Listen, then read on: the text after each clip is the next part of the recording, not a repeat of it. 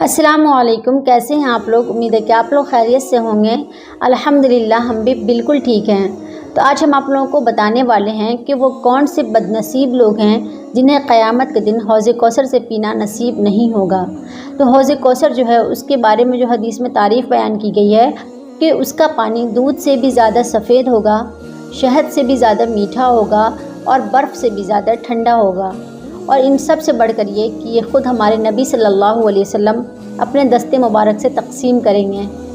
لیکن کچھ بد نصیب لوگ ایسے بھی ہوں گے جو کہ حوض کوثر سے محروم ہو جائیں گے، جیسا کہ حدیث پاک کا مفہوم ہے۔ حضرت سہل بن سعد رضی اللہ تعالیٰ عنہ سے روایت ہے، وہ فرماتے ہیں کہ میں نے نبی اکرم صلی اللہ علیہ وسلم کو فرماتے ہوئے سنا کہ قیامت کے دن میں حوض کوثر پہ تمہارا میر سامہ ہوں گا، مطلب یہ کہ تم سے پہلے تمہارے پیاس کا انتظام کرنے والا ہوں گا، اور وہاں جو آئے گا وہ پیے گا، اور جو پی لے گا وہ کبھی بھی پیاسا نہیں ہوگا۔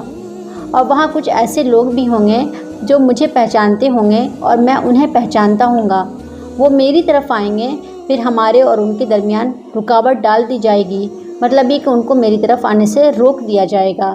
میں کہوں گا یہ مجھ میں سے ہی ہیں۔ مجھے کہا جائے گا کہ آپ کو نہیں معلوم انہوں نے آپ کے بعد کیا کیا عمل کیے، انہوں نے دین میں کیا کیا تبدیلیاں کر ڈالی۔ میں کہوں گا کہ برباد ہو وہ شخص جس نے میرے بعد دین کو تبدیل کر دیا۔ اس حدیث کا مطلب یہ ہے کہ آپ صلی اللہ علیہ وسلم نے جس طریقے سے دین ہم تک پہنچائی ہے، ہمیں کوشش کرنی ہے کہ ہم بالکل اسی طرح سے عمل کریں، اپنی طرف سے کچھ کمی اور زیادتی نہ کریں۔ ایسا کرنے والے حوض کوثر سے محروم رہیں گے قیامت کے دن، اور یہ ایک بد نصیبی والی بات ہے۔ تو کوشش کریں کہ دین پر صحیح طریقے سے عمل کریں۔ اللہ تعالیٰ سے دعا ہے کہ اللہ تعالیٰ ہم سب کو صحیح طریقے سے دین کو سیکھنے والا اور اس کو سمجھ کر عمل کرنے والا بنائے، آمین۔ امید کرتی ہوں کہ یہ ویڈیو آپ لوگوں کو اچھی لگی ہوگی۔ اگر اچھی لگی ہے تو میرے چینل کو سبسکرائب کر دیجئے، لائک کیجئے، اپنے دوستوں کو زیادہ سے زیادہ شیئر کیجئے۔